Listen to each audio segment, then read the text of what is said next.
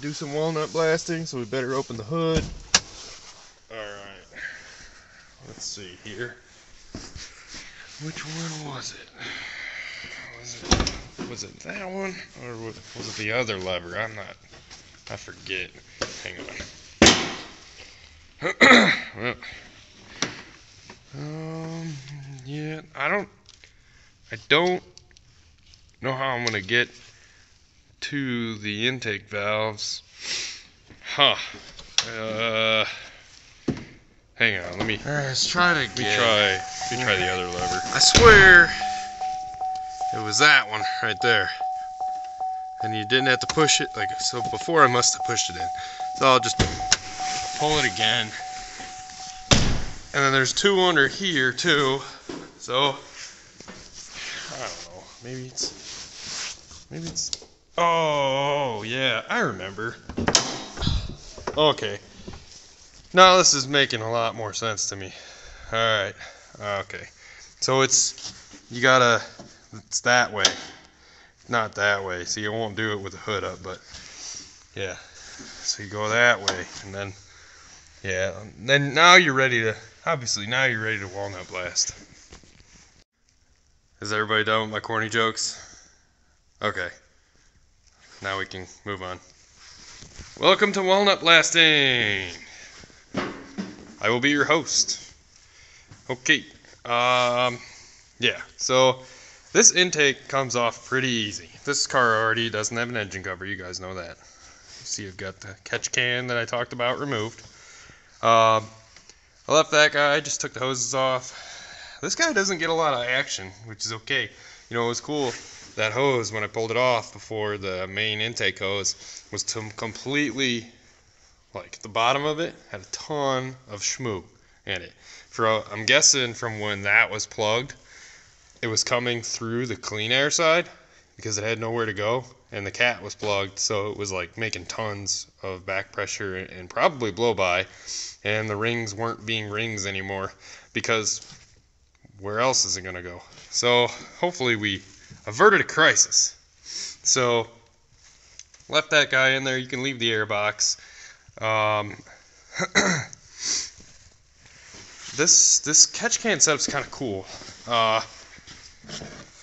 with the hoses, because I was able to take it off all modular, and I like that part.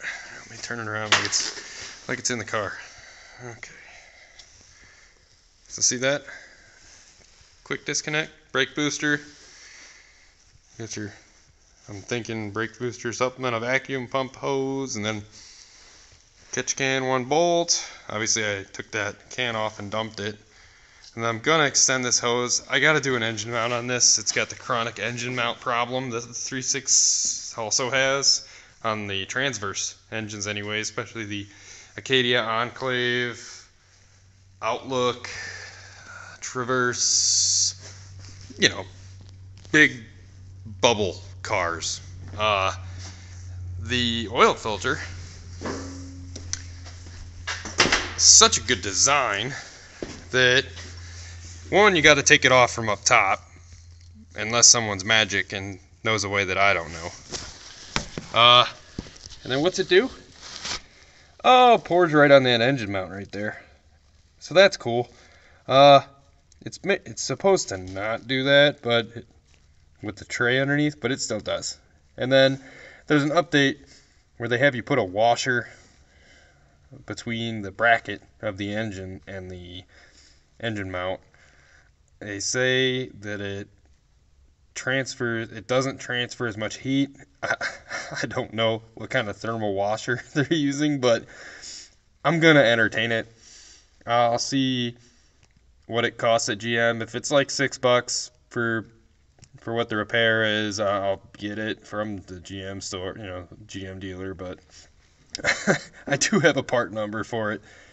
I'll post it in the description. But anyway, got that to do. I have a suspect leaking oil pressure sender right there. I do think that's where my leak is coming from, so I'll be doing one of those. But today I'm probably going to do the oil pressure sender, definitely the walnut blasting, so over here. And then, yeah, I'm gonna do plugs too, because with it, I had done plugs on this already. With it, having as much back pressure as it did with that cat and running the way it was, I mean, it was like Eddie Murphy banana in the tailpipe scene type stuff. So what we're gonna do is we're gonna do plugs because we're here and you gotta pull the intake to do it anyway. I got new intake gaskets, AC iridium plugs. This is more just to show you guys what to do. So you got a 10 millimeter holding your harness on top of the intake. Pull that away. There's like no good place. Everything's round, so there's no good place to tie anything up. So I got creative. That's kind of sitting in there wedged. It's probably going to smack me in the face later. That would be cool. But this is like a stretchy strap anyways. It really doesn't have a ton of tension, but it's out of my way. You got 6 13 millimeters. You got 1, 2, 3, 4, 5, 6. This one's down on the side. And then what I like to do before I do that is I take a blowgun with it all closed off and I blow everything off, everywhere that something could fall. I don't put any tools up here. I want nothing to fall in the holes, and I will be taping those off one by one as well when I do the blasting with Gorilla Tape. So it comes off pretty easy. Not a lot of bolts, not a lot of things. Kind of cool. Almost like they want you to do it. Really happy to see that this throttle body's still clean. Like I said, it had a ton of oil in it. When I first started in this intake hose, had a ton of oil in it from that other PCV. See, the intake's still working through the oil that was left in it. Obviously I didn't pull the intake, so it's actually really clean. Before you can dump this thing out, you can see a puddle of oil on the bottom of it. And I've seen every other 3.6 I've worked on, it's the same way. They just like oil. They're made to lubricate the upper cylinders. So let me show you the ports, and then I'll go over what I got to do the walnut blasting. You're gonna like the ports. So I definitely recommend getting yourself a borescope. Mine I paid too much for, but it's a snap-on model number BK3600. So this one's cool because it looks sideways. There's 2 cameras. There's one on the bottom and then there's one on the side, which 90 degrees has helped out a lot. They both have lights. So anyway, if you're gonna get one, if you can find a competitor that has the same tool with the sideways, that helps out a lot. We're gonna go look at these ports and see why you need a walnut blast. These are your intake valves. And I'm gonna close these. I'm gonna rotate the crank until I see them closed. So, let's see. It's gonna take a while for me to... Alright. See how nasty those are? Yeah. Fuel economy down the drain. This is every GDI engine that's not port fuel direct injection. So like Ford actually came up with a good idea. I don't know if they came up with it or what, but they have injectors that are cleaning injectors now. So they have multi-port and direct. So V6 will have 12 injectors. Look at that nasty. There's some worse ones going on. I'm trying to get the glare down.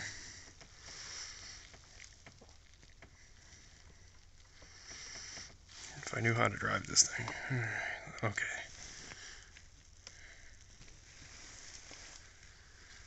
Pretty gross.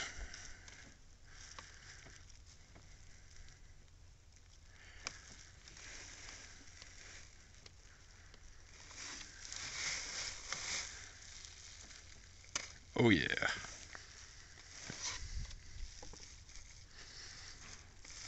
Two valves per cylinder. Oh yeah, baby. Good stuff. This is what happens when you get hot oil sucked into onto a valve through PCV. When you have a flawed PCV system, or even not having a flawed PCV system. Look at that one. That's a valve underneath there. So that's what happens when you get that hot oil caked on the valve.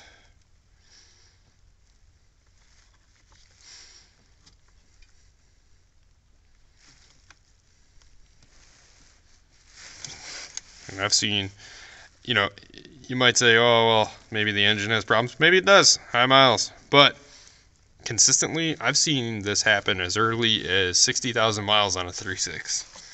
So, yeah. I just think it's a poor design, to be honest with you.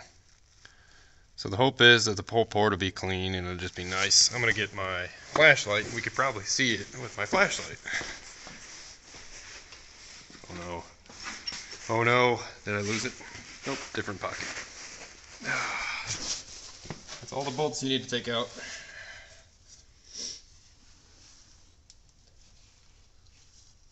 Then you got one short bolt all the way to the driver's side on the toward the front of the car. That's your shortest bolt. It's this guy right here. That's driver's side right by the throttle body. And then the rest are long because they go through the intake. So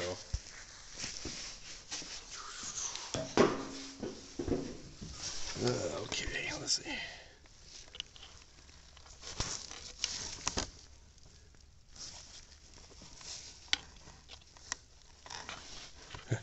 Too many things for my brain to do at once. Focus. Oh, that's pretty. Man, I can't imagine why this thing gets crappy gas mileage. I mean, I just don't know why. So you don't even need a borescope, really. The only time you do is to make sure these front valves are closed. Look at where this is at. So the cowl is right there. So you could use your phone and, I don't know, I guess that works too. But I like to get up there and actually see them contact the seat to see if they're closed or not. Yum. Good stuff. I should have just started with this for filming for you guys. Pretty nice.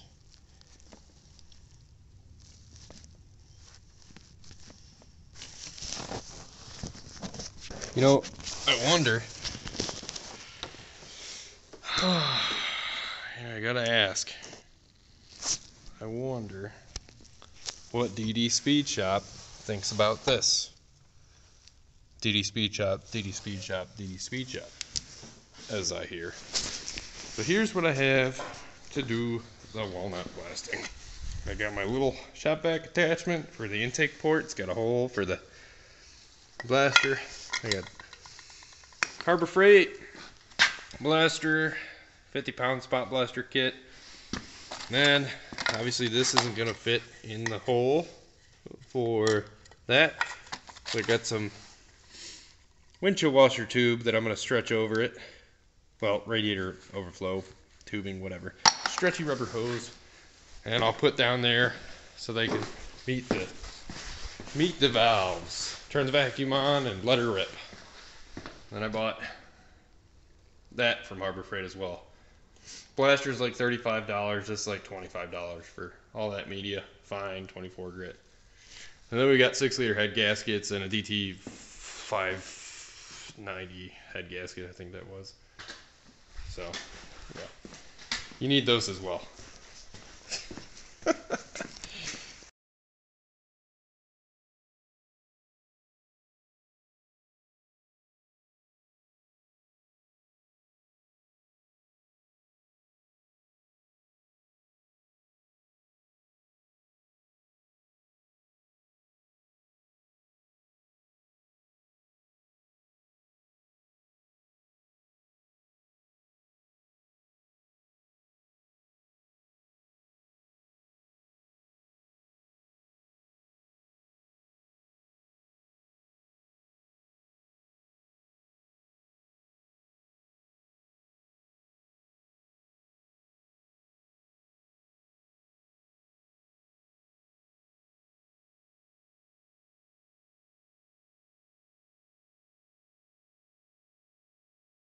Got all the engine mounts done. I didn't record it because, well, it sucked.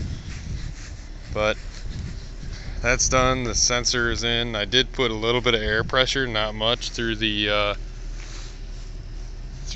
oil pressure sensor, and it was leaking through the pins. So hopefully that's the main cause of the oil leak. I've seen that before. Anybody interested in a gently used 7.3 turbo? About the only good place for a 7.3 is the garden. That's my opinion. He doesn't like 7.3s. What's wrong with him? No, trust me, we got 6 liters too. But anyway, yeah, a whole lot better with that engine mount in there. It's a lot more torque. Then I did take out the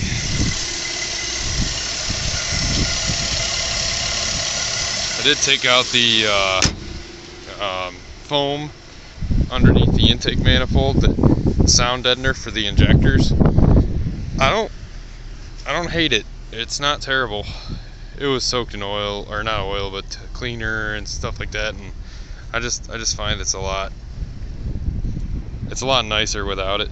I don't see any problems. So, but you can actually hear this thing run now, which is pretty cool.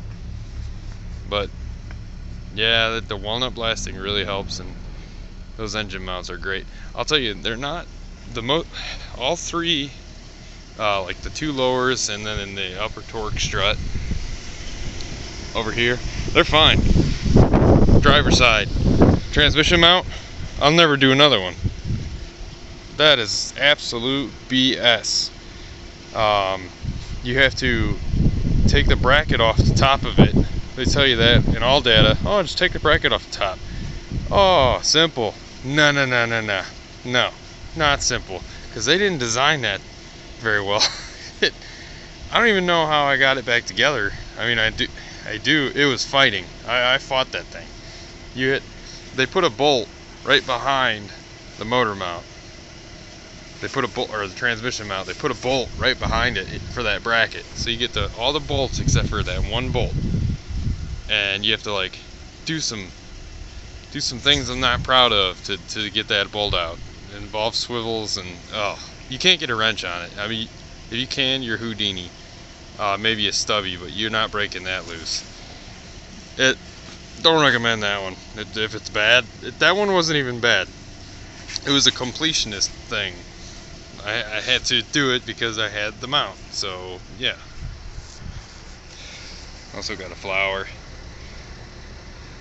6-liter head bolts, low pressure oil pump, 6-liter lifters. It helps with the rust with the hydrangea, I guess. Meant to hopefully make it blue. That's the hope.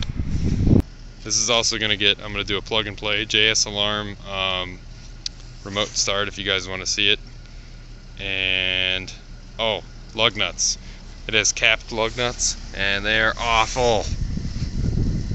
Took me forever getting those on and off. So I got solid OEM like lug nuts coming, chrome solid lug nuts, so you can take your wheels off on the side of the road if you need to.